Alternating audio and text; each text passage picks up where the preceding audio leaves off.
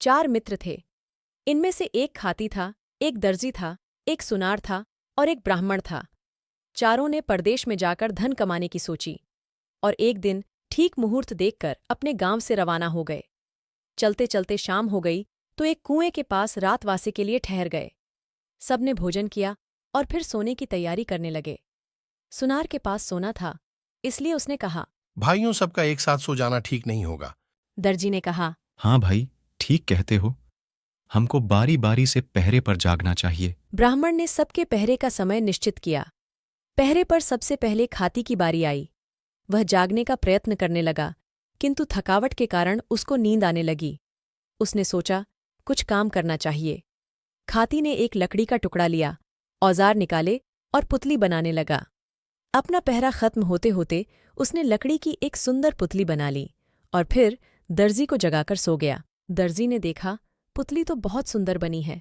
उसने रंगीले कपड़े निकाले, पुतली का नाप लिया और फिर सीने लगा। अपने पहरे के समय में उसने पुतली के लिए अच्छी सी चोली और घेरदार घाघरा तैयार कर लिया।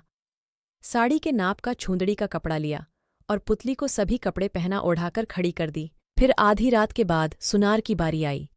वह सोना निकालकर गहने बनाने लगा।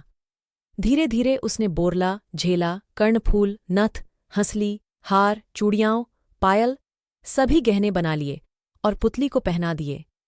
पुतली गहनों कपड़ों में बहुत सुंदर दिखने लगी। अंत में ब्राह्मण की बारी आई।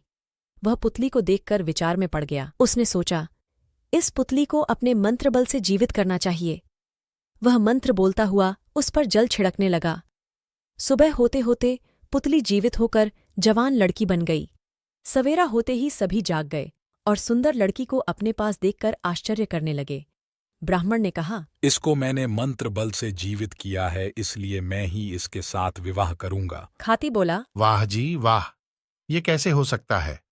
पुतली तो मैंने बनाई थी, इसलिए इसके साथ विवाह मैं करूंगा। दर्जी बोला, इसके लिए मैंने ही कपड़े तैयार किए हैं, इसके साथ तो मैं ही विवाह करूंगा। सुनार ने कहा, भाइयों, मैंने हजारों रुपयों का सोना खर्च करके इसके लिए गहने बनाए हैं। अब कैसे हो सकता है कि यह दूसरे के घर चली जाए?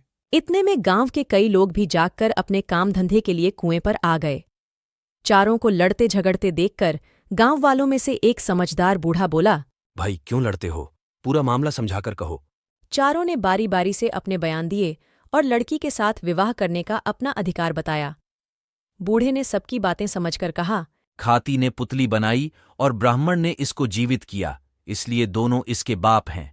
दोनों में से किसी का भी विवाह इस लड़की के साथ नहीं हो सकता। रही बात दर्जी की, इसने कपड़े तैयार किए हैं, यह काम मामा का होता है। विवाह पर मामा मायरे के रूप में कपड़े लाता है और विवाह करने वाला व्यक्ति गहने लाता है। गहने पहनाने वाला सुनार है, वही इस लड़की से विवाह कर सकता है।